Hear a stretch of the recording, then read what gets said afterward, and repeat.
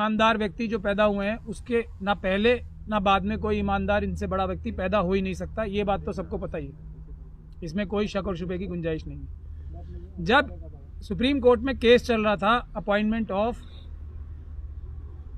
Election commission के member का, तो रातों रात इन्होंने कानून लाकर, ऑर्डिनेंस लाकर ये काम किया कि अपना नॉमिनी बना लिया इलेक्शन कमीशन में तीसरा। तो अब एक बात तो तय हो गई कि जो हमारे सबसे ज़्यादा इतिहास में ना भूतो भविष्यति सबसे ज़्यादा ईमानदार और सच्चे व्यक्ति प्रधानमंत्री हैं और इलेक्शन कमीशन वो अपॉइंट करते हैं। एक बात तो ये तय हो गई। अब दूसरी बात यह है कि जो परसों कांड हुआ था हम लोगों के साथ, आप सब ईमानदार पत्रकारों ने देखा भी और पूरे देश में लाइव भी किया कि वहाँ सीनियर आईपीएस ऑफिसर और पुलिस ऑफिसर्स ने हमसे कैसा झूठ बोला कि हम आपको सुप्रीम कोर्ट ले जा रहे हैं, हमें वहाँ से सुप्रीम कोर्ट से मैसेज आया है कि आप लोगों को 4 लोगों को लेके आए। ये आप सब लोगों के सामने हुआ था। क्या कोई सीनियर सिविल सर्वेंट या पुलिस अधिकारी, अगर वो स्वयं अपराधी ना हो, ऐसा झूठ बोलेगा? नहीं बोलेगा ना। अब ये पुलिस अधिकारी तो पोस्ट ही अमित शाह साहब करते हैं, मोदी जी करते हैं दिल्ली पुलिस के।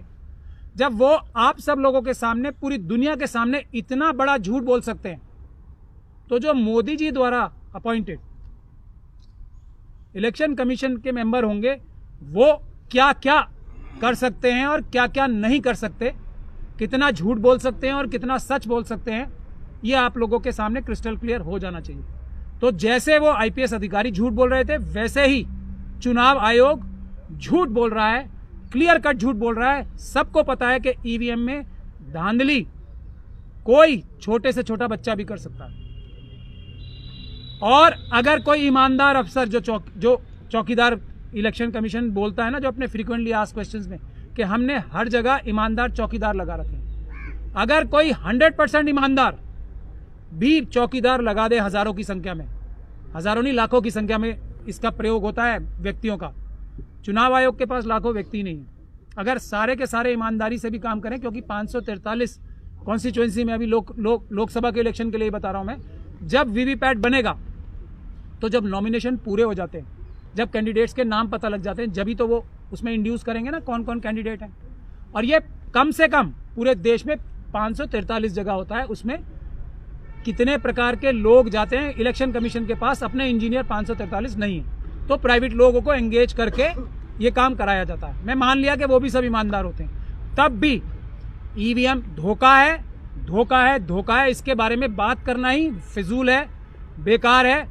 मैं अपनी बात इस संदर्भ में ये कह के खत्म करता हूं कि 2 चीफ इलेक्शन कमीशन और ये जो अधिकारी पूरे गांव-गांव और देश-देश जाके डिमॉन्स्ट्रेट कर रहे हैं, ये इस देश की जनता की आवाज है, इतनी मजबूत आवाज है कि मजबूर होकर पहली बार हिस्ट्री में चुनाव आयोग जो पॉलिटिकल पार्टीज के हाथ में देने को तैयार नहीं था, ये मशीनें छूने की बात नहीं, अब तो सड़कों पे ले जाके दिखा रहे हैं। तो ये इस देश की जनता की सबसे बड़ी सफलता है, और चुनाव आयोग झूठ बोल रहा है उसका भी सबूत है सबसे बड़ा। इसके आगे जो ये 2 चीफ इलेक्शन कमीशन उतारे गए हैं, वो आप सभी लोगों से मैं गुजारिश करूंगा, आपके दर्शकों से, जाके वो देखें, वो तो उनका क्या लाइन नजर आती है इन दोनों इलेक्शन कमीशंस की, कि जो ये सैंपल सर्वे हो रहा है, जो सैंपल 2% ये वीवीपैट में से उठाते हैं, उसको ये मापदंड मान के ईमानदारी से चुनाव हो रहा है, ये कहना चाहते हैं। ये दोनों के दोनों, एक कुरैशी साहब हैं और एक रावत साहब हैं, आप उनके इंटरव्यू देख सकते हैं। एक कुरैशी साहब ने देग में से चावल का एग्जाम्पल दिया था, पतीली में से, जैसे कि भारत के नागरिक वोटर्स पतीली के चावलों जैसे हैं, एक चावल देख लिया और सब देख लिया। एक एग्जाम्पल ये दे रहे हैं, और दूसरा एग्जाम्पल ये दे रहे हैं रावत साहब के error of margin of error इसमें 2% का है सिर्फ, तो इसलिए तो बिल्कुल 100% सुरक्षित है। अब ये मार्जिन ऑफ एरर अगर 2% का है तो ये कितना सुरक्षित है, मैं आपके सामने पेश करता हूं। अगर किसी कॉन्स्टिट्यूएंसी में 10 लाख वोट पड़े तो 2% कितने हुए? 20,000 वोट।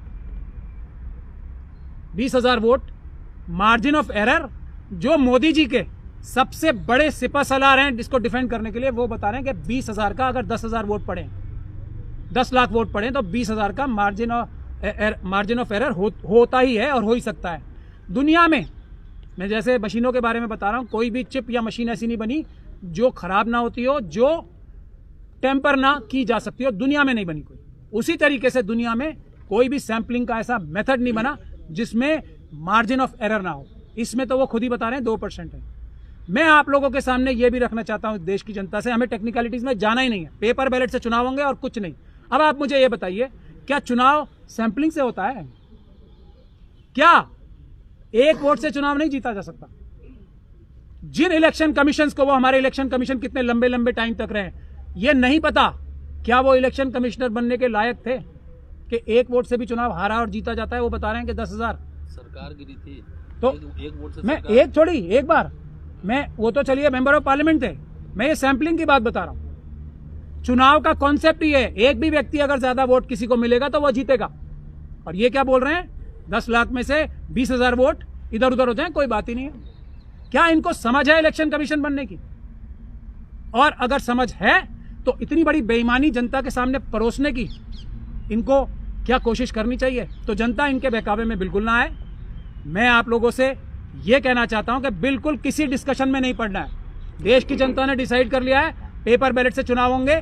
और अगर किसी को कोई शुबा है, कोई शक है, तो रास्ता हमारी ईवीएम हटाओ संयुक्त मोर्चा, हम आप सबके सामने डिबेट करने के लिए तैयार हैं। ये दोनों इलेक्शन कमीशन आ जाएं, यहीं आ जाएं या हम आ जाएंगे, उनके सामने डिबेट करने को तैयार हैं। हम ये दिखा देंगे और उनके मुंह से हाँ कहलवा लेंगे। ये मैं आपको कह रहा हूं, ये इतना बड़ा रिस्क का काम आपको लग रहा होगा मैं कर रहा हूं, लेकिन इसमें कोई रिस्क नहीं है, क्योंकि वो 100% झूठ बोल रहे हैं, 1 मिनट में पकड़े जाएंगे।